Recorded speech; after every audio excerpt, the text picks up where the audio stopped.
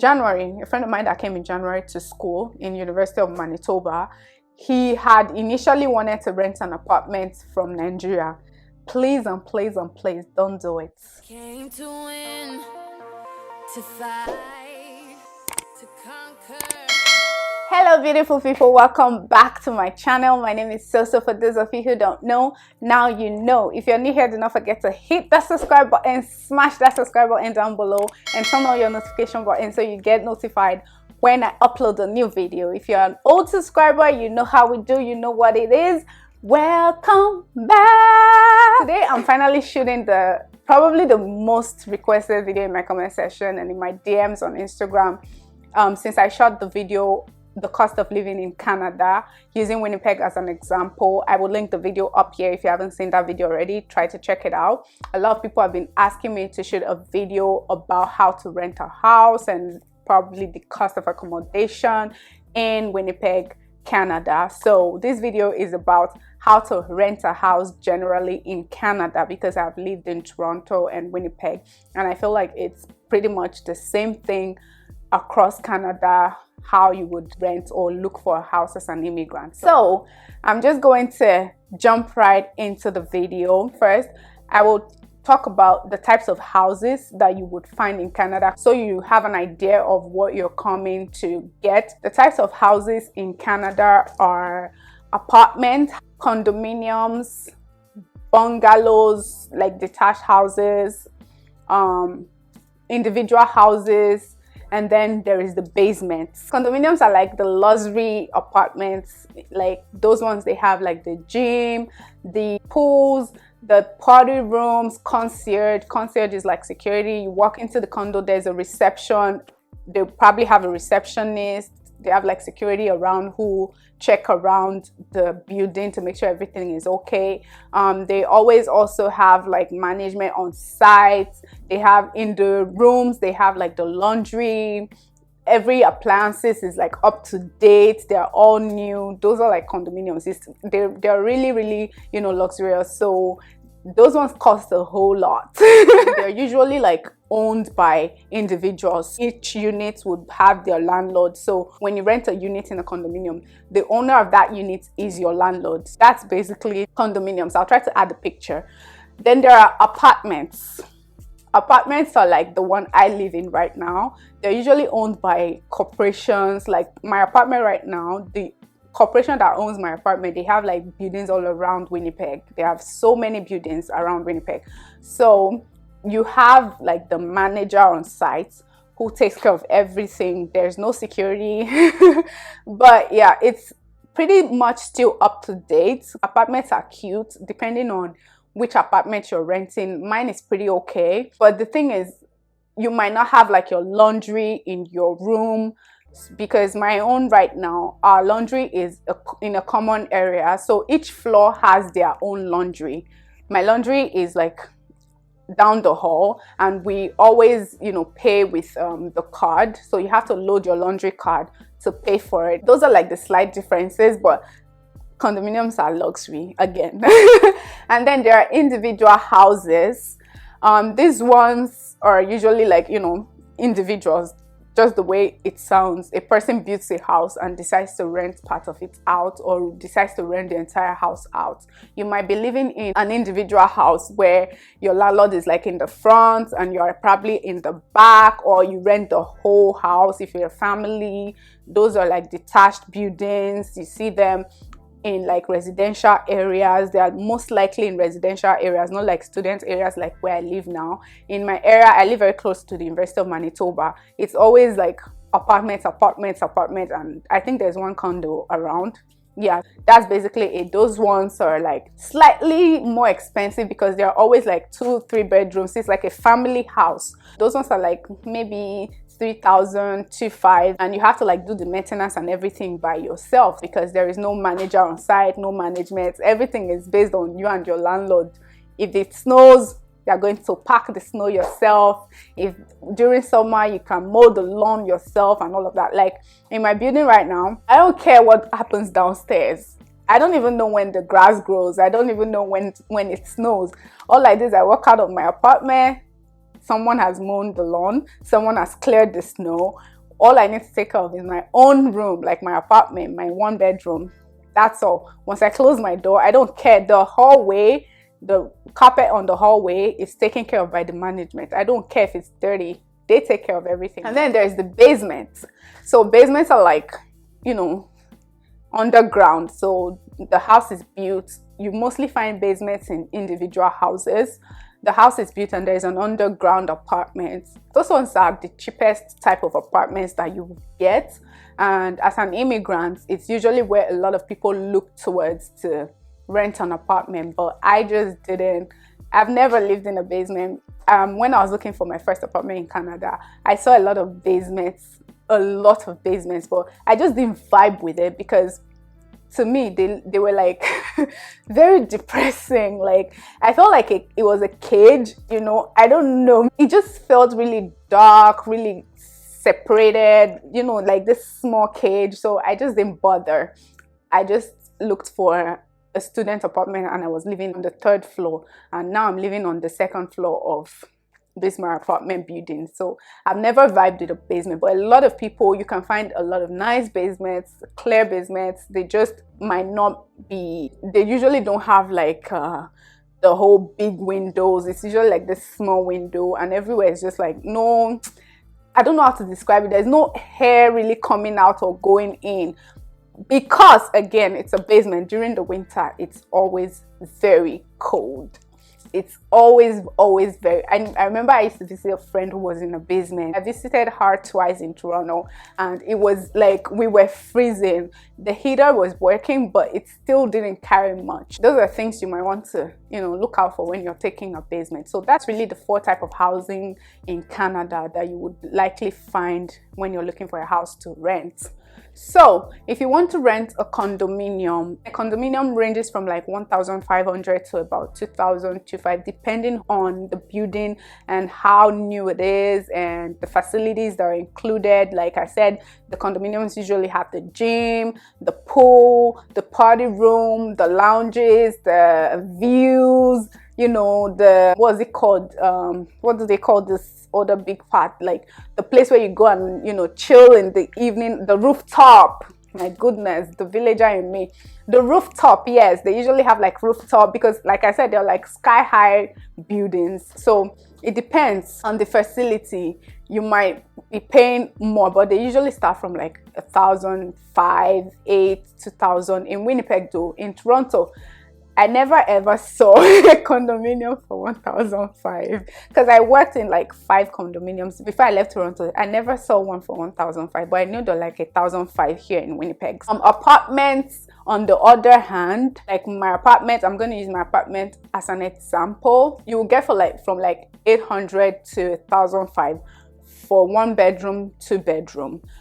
My own, for instance, is 1,000, so I pay $1,000 monthly, and it's a 1 bedroom apartment. I have everything inside my apartment except for the laundry and the dishwasher. And the 1 bedrooms are always more expensive because my friends have 2 bedrooms where they pay like 1,000 too, and they like share. You can decide to share with someone, and that's one thing that I would like to let you guys know.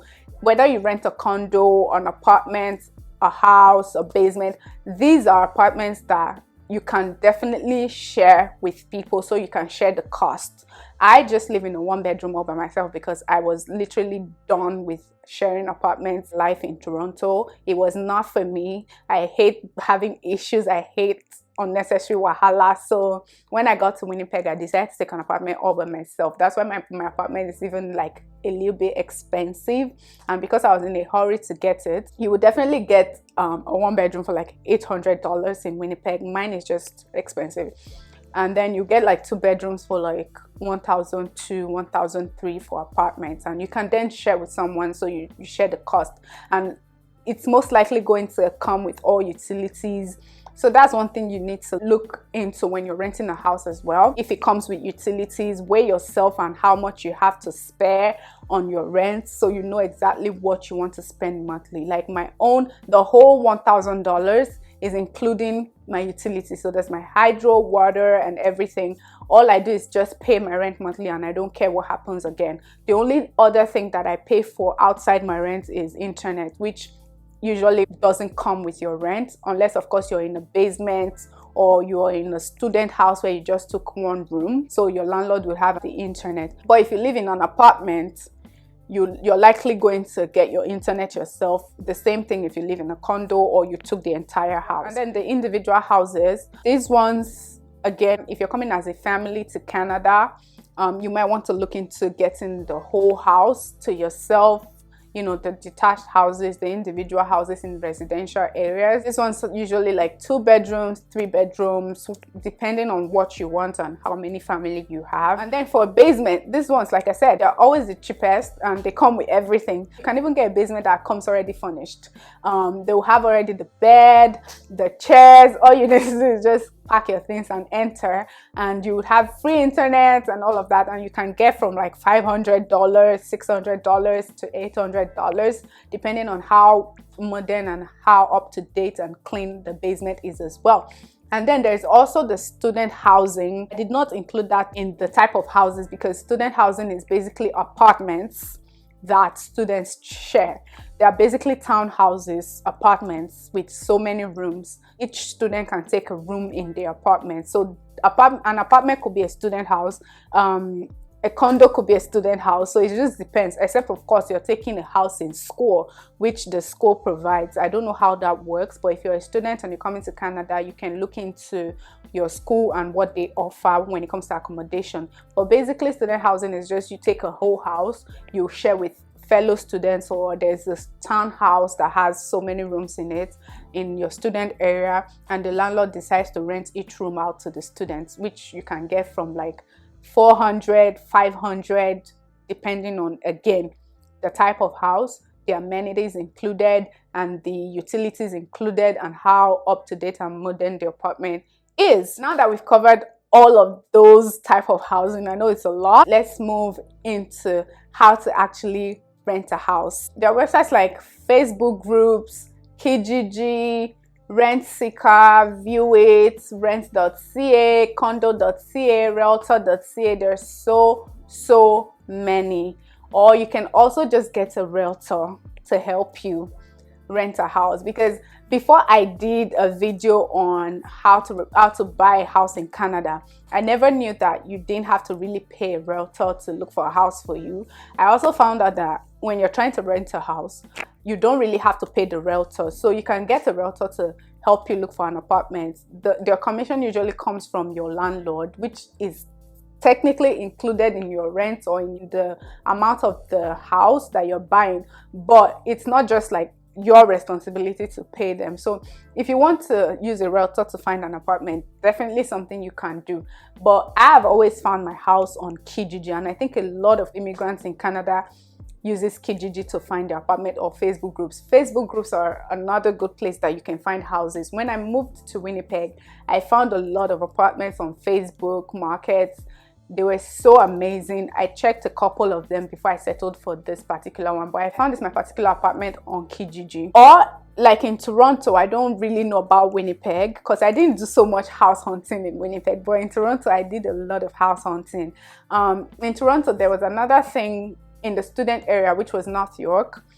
When you walk around the area, you can definitely see apartments for rent, or rooms for rent, or house for rent. The landlords would just put it outside the house, because a lot of the landlords in that area at the time, they didn't really know. They were like old people who didn't really know much about internet or whatever. When they want to rent out their house, they'll just put out the sign outside the building. So that's something you can also look into if you live in Toronto and you want to rent an apartment in a place like North York, or like maybe Scarborough. They have all those signs that they put outside. Now we're going to move to the required documents that you need when you need to rent a house.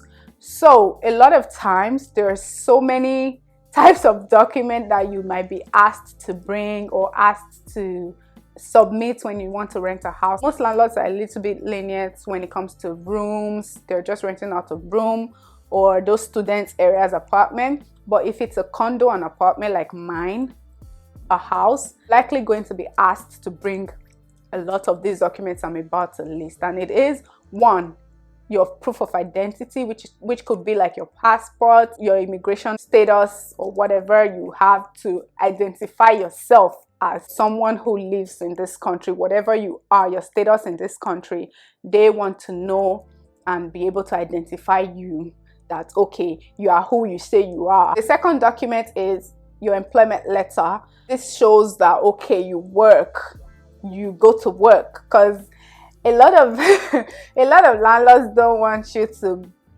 be that person they give their house and you're at home, especially if your utilities are included in the rent. You're at home using their lights, water, everything. You don't go anywhere. They want to know you work. That also translates to them knowing that okay, you earn money, so you're going to be able to pay for this house that you're about to rent. You're not just coming to rent a house and they will be dragging their rent. They won't see it. Another thing is your credit score.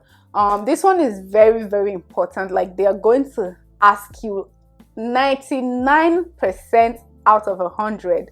Most landlords want to see your credit score, because your credit score tells them how well you are responsible with money, how well you pay your debts, how do you owe credit and pay back. So they want to know, if your credit score is terrible, do they want to give you their house? No, nobody wants to give their house on rent to someone who can't even pay debts. So credit score is very important. They will always run a credit check on you. Have that in mind. The other one is your reference letter. Not all landlords will ask for a reference letter or reference, but most people will. I remember in my first house in Toronto, and this my current apartment, I had to give reference, because when I came to Winnipeg, just like when I arrived Canada and I was in Toronto, I had no job or really anything to say, oh, I'm going to be able to pay this rent, apart from like my bank statements. The only thing that really helped was my references, because those references are people who can say, yo, I know this person. If anything happens, if they're not able to pay their rent, I will be paying it. So if you're getting a reference to rent a house, please make sure that you don't disgrace them, because really, if you're not able to pay your rent, that's the person that your landlord is going to drag. They're going to have to pay. If you do anything that involves money that you're not able to pay, your landlord can ask your reference. That's basically what they are signing for your landlord, telling your landlord that if this person cannot afford this money at any point, I will pay this money. That's why they will ask you for reference if you don't have a job, if you're not able to bring your bank statement or something that shows some certain type of money, which I'll get into. You would need the reference. So not all landlords ask for that, but a lot do. The last but not the least is bank statement, like I said. So when I got to Winnipeg, I didn't have a job. I had just moved from Toronto to Winnipeg, and the following month I was trying to rent a house. They asked for, I submitted my passport, I submitted my references, I submitted my bank statements showing at least 6 to 12 months of rent. So your bank statement has to show like some money that you can pay at least 6 to 12 months. That amount of money has to be in your account for some landlords to give you their house. In this, my apartment that I live in right now, I had to show them my bank statement. I had about 12 months of rent worth in it, because I had saved up my money in Toronto. So I really did not have that issue. They took that and they took the references, they took my passport photocopy, they checked my credit score. They even asked for like my previous landlord's letter. That's another thing that you need to look into. If you're going to get that from Nigeria or wherever you're coming from, make sure that's something you put in mind. They got the letter from my previous landlord. I gave them his number, and he emailed a letter to them showing that I was a good tenant for like a year, that I stayed in his apartment. He gave me that referral. Those are basically it for the required documents. If I missed anything, if you're in Canada and I missed anything, please let me know in the comment section. Another thing I would like to point out is the terms of the rent. So for apartments, condominiums, and houses, and the individual houses, you might have to sign a lease for like a year. I haven't really seen any of these three categories that really does 6 months. It's usually a year lease, which is you're going to be living in that house for 1 year. Should you want to leave or cancel your lease anytime within that time, there are several consequences depending on, again, the management, the landlord, and the law in the country that concerns leasing and rentals. Mine is a year lease. When I got here last year, I got my apartment in July, so I signed a lease for a year, which expired this July, and I renewed my lease because obviously I'm a good tenant. I don't look for troubles. I renewed my lease, and that's how you keep renewing it yearly, unless of course you want to move out at the end of your lease, or should you decide to break your lease, you discuss with your landlord, and if they do agree that you're okay, you can go. It depends on, I don't really want to get into all of that because I've never had to break my lease. I just wait for it to finish and I move out if I want to move out. You do have a couple of, like 2 months before your lease expires, because I remember when my lease was about to expire in my apartment, they sent me a letter around April asking if I wanted to renew or I wanted to move out at the end of my lease. So you have like, I had like May, June, July, which was 2 months before July to decide if I wanted to move out. I would have gotten an apartment and moved out before my lease expires. So just know what you want to do and what you're looking for, because half the time you're going to be signing lease for housing in Canada. The only time that I have found people don't really care about lease is when you're renting. See, all the flexible perks in Canada comes with basements and student apartments. Those ones, they really don't do this lease with you. Some of them are even monthly, like month to month. You can be paying monthly, like the 500, the 400, you'll be paying every month, or they can say sign the lease of 6 months. So you have like 6 months. You can decide to leave after 6 months. That's like flexible for you.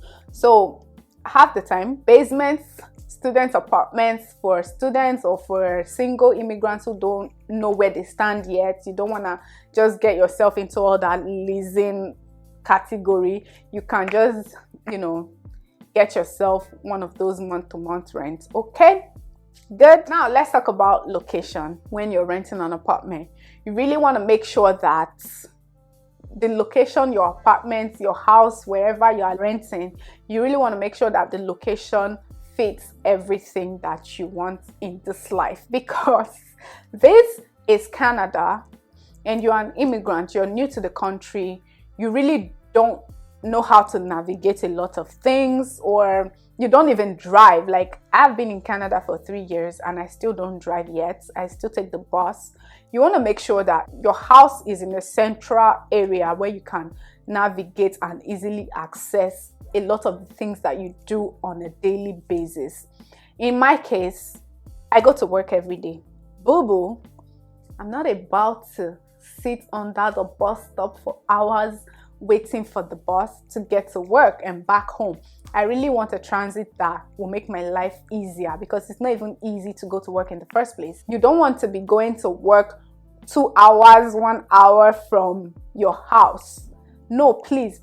If you're coming to Canada to work, to school, consider your school or your work environment before you rent a house, because I would say 30 minutes is pretty reasonable for you to stay away from work or school. You see, 1 hour, 2 hours, my love, you're gonna cry in winter, okay? Just things down. Groceries, you do groceries weekly. You want to make sure that the house is somewhere around a lot of your favorite grocery stores. In my case, Sobeys. When I was in Toronto, it was close to No Freeze, Shoppers, all these places you go to. Like, there should be like even a complex. I hardly go, like, I can't remember the last time I went downtown Winnipeg. No, everything is around me. Like, everything I want to go look for in downtown is around me. There's Winners right here. There's Value Village. There's Shoppers. We have like 3 Shoppers. There's like 5 McDonald's on my road. There's Holiday Inn, the hotel. There's 4 Points by Sheraton. There's Planet Fitness. There's CIBC TD, BMO, everything is like walking distance from me as I'm sitting here. If I want to go to any of all these places I just mentioned, I walk, or I'll take a 5 minutes bus. which I have like my Pago card for. So you want to really make sure that your house is pretty close to a lot of the things you do on a daily basis, so you don't stress yourself, because life is not easy as an immigrant in this country, especially as a very new JJC immigrant. You really don't want to stress yourself in that manner. Okay, the last thing I'm going to advise you as an immigrant, obviously, like I said, JJC coming to Canada, I've seen a lot of people, like a friend of mine that just came was it in January? A friend of mine that came in January to school in University of Manitoba, he had initially wanted to rent an apartment from Nigeria. Please don't do it. Do you know why I say that? Don't do it, because there are a lot of scams on these websites, especially Kijiji. Oh no. Kijiji is the best place for a lot of things. Like, you want to rent an apartment, you're looking for something to buy, you're looking for a handyman, you're looking for literally anything. It's like the online village for everything. That's the same way there are a lot of scammers on that platform. You don't want to pay money to anybody before you even see the house. The worst that can happen is if you don't have a friend in Canada or in whatever country you're going to, please go to Airbnb.com. It's that simple. At least you can trust Airbnb. For those of you that don't know what Airbnb is an online platform where you get mashed up with people who have houses that they can just give you to rent for a short time. It could be 4 days, 2 days, some do a month, some do 2 months. When your host likes you, they'll keep renewing your rent, right? You can do that, or you can book a hotel for a couple days. Housing is not that difficult, unless there are some documents that you don't have, which would make it hard, especially when you need some required documents. But finding the houses actually is not that difficult. So either you get an Airbnb, or you get a hotel, or you look for someone. Like, people make friends all over the world these days. Before you travel to a country, get on Instagram, make friends. Make good friends, make genuine connections. I said this in my networking video. I will link it up here. Make genuine connections. You don't know who is who. You might just make a friend that will allow you stay with them for a while before you get an apartment, or before you're able to settle down. In my apartment I've been for less than 2 years in Winnipeg. I've hosted like 2-3 people when they just got to Canada. They've been here for like a month, 2 months before they found their own apartment. These are people that I met one day. They were not all the time in my life. I met them one day randomly through people. I never knew them before, okay? So you can make such friends. Go online. Don't pay money to anybody when you have not seen the house. It is always advisable that you see the house physically first, and then you can put your money down for it.